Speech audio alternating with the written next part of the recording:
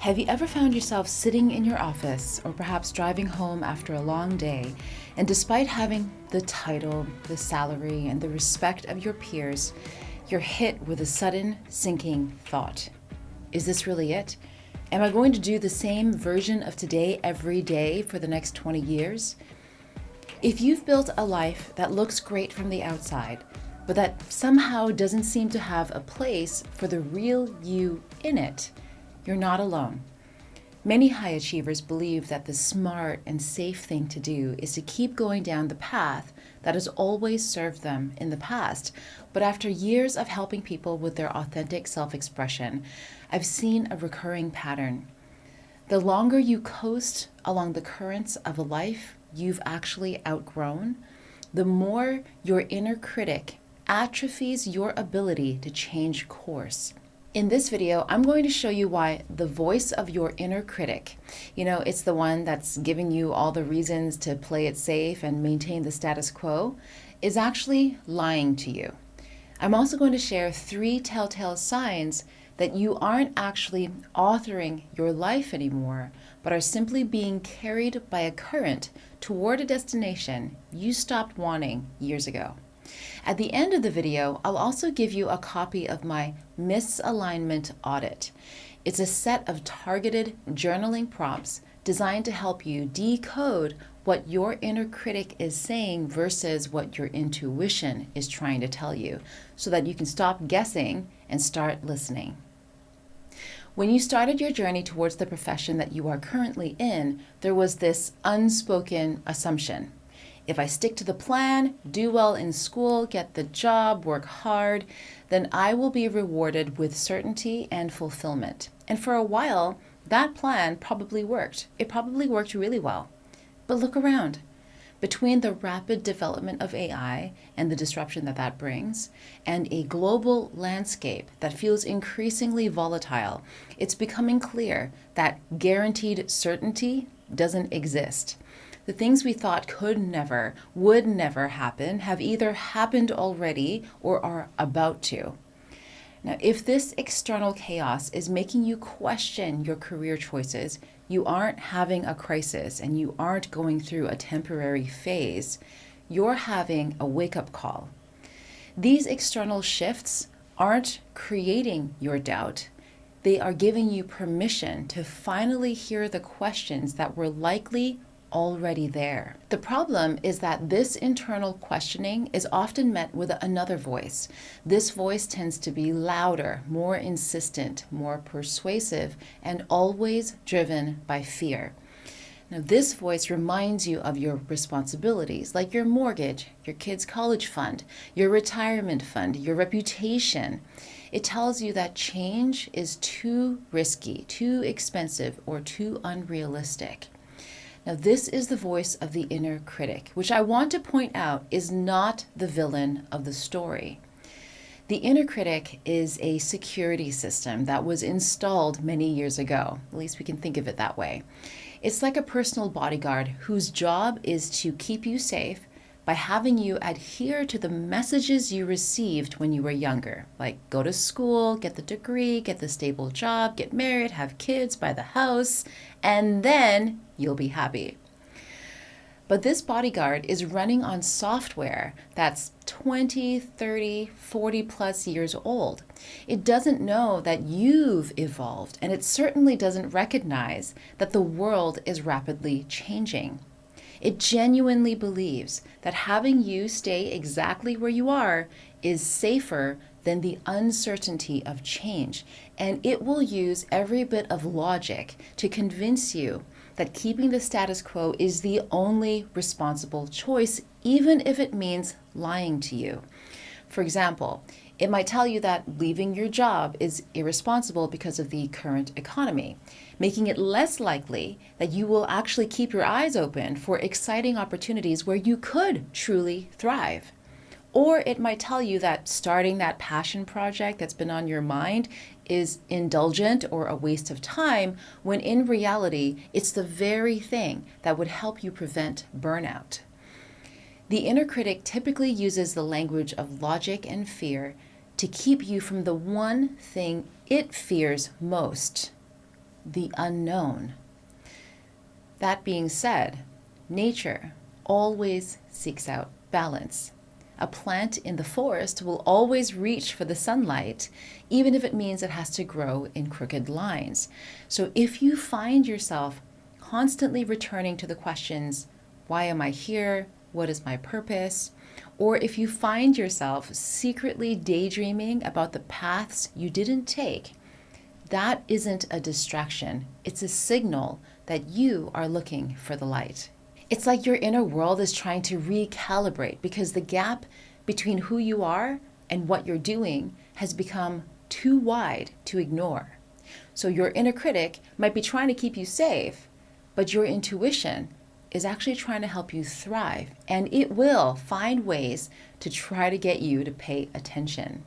So interestingly, research into the U-curve of happiness shows that job satisfaction often bottoms out in our 40s, not because we're failing, but because it's a biological midpoint where our internal values start to shift from this competing drive to a desire to contribute.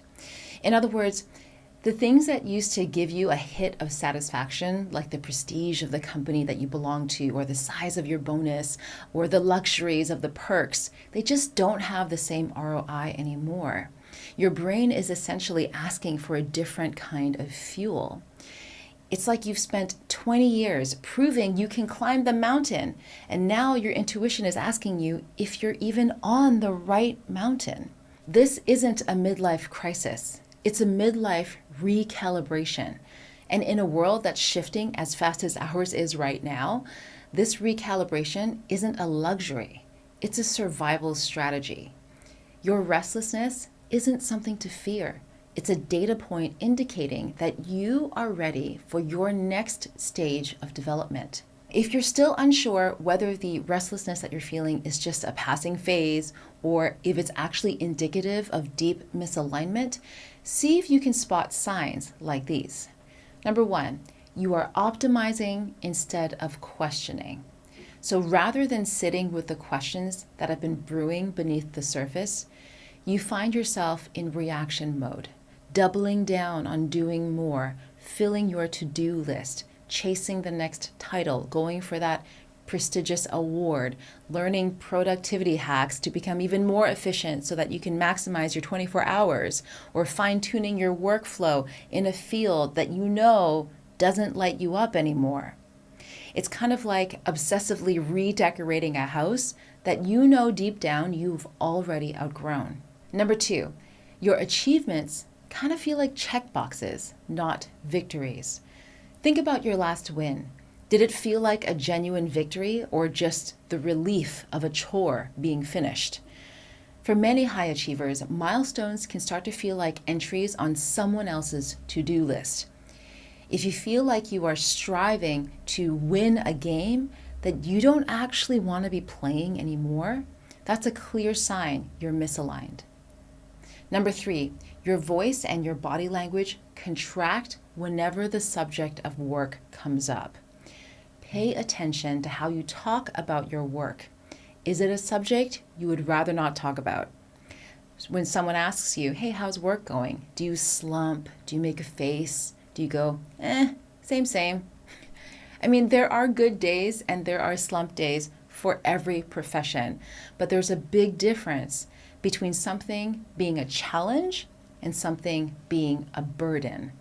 If your career is starting to feel like weight you're being forced to carry, then it may be time to reassess whether or not that strain is truly worthwhile.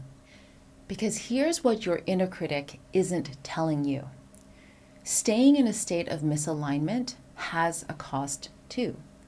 We are so conditioned to see the risks of change, the financial uncertainty, the judgment from others, the possibility of failure. And yes, those risks are real. I'm not going to pretend that they're not. But what about the risk of not changing? What about the cost of spending the next 10, 20 years living a life that you don't really feel like you chose?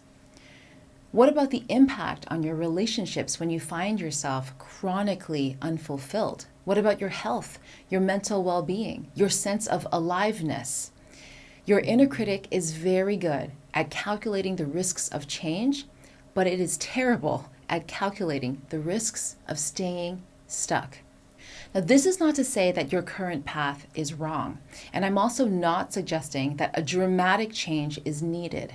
What I am saying is that you deserve to live a life that's yours, not your parents', not society's, not the version your 22-year-old self thought you should want. And sometimes that means staying exactly where you are, but staying because you actively choose to, not because you're afraid to choose anything else. Sometimes it means making small pivots within your current field, and sometimes it means a complete reinvention. The point isn't what you change. The point is that you are the one truly deciding. There's this idea that if you are questioning your path or questioning your career, then it must mean you've hit your midlife crisis, or that you're being ungrateful, or just you're going through a thing. But I want to reframe that completely. Questioning your path is the first act of authorship over your own life. When you stop questioning, when you stop checking in with yourself, when you just keep going because that's what you've always done, that's when you lose agency. That's when you become a passenger in your own life. So if you're watching this or listening and recognizing yourself in any of these signs, what do? Well, firstly, just acknowledge it. Stop fighting the doubt. Stop feeling guilty for questioning. These feelings that you're having, this feeling of doubt, all of that is information. Second, get curious instead of critical. Instead of saying, I shouldn't be feeling this way, try, what is this feeling trying to tell me? And thirdly, practice distinguishing between the voice of your inner critic and your own intuition or deeper wisdom. Your inner critic is always driven by fear. It tends to sound urgent, catastrophic, and absolute. It may use phrases like, you can't, it's too late, what will people think? Your intuition, on the other hand, is wiser, more grounded, quieter, calmer. It's the voice underneath all the noise that says, hey, you're out of alignment, pay attention, something needs to shift.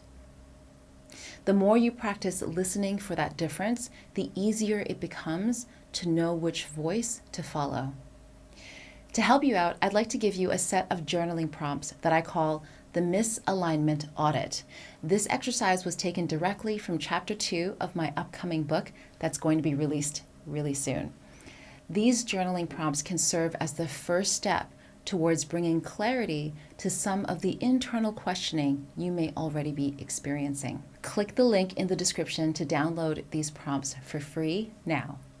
Change is hard. I'm not going to tell you that it isn't. But so is spending decades in a life you know you've outgrown. But what makes the hard parts of change easier is knowing that you got to choose. Thank you so much for tuning in, and if this resonated with you, I'd love to hear about it in the comments. And if you know somebody who needs to hear this message, please share it with them too. Sometimes we need a little nudge to start a deeper, more honest conversation with ourselves, and maybe this can be that little nudge for that someone you care about. Thank you again, and I'll see you next time.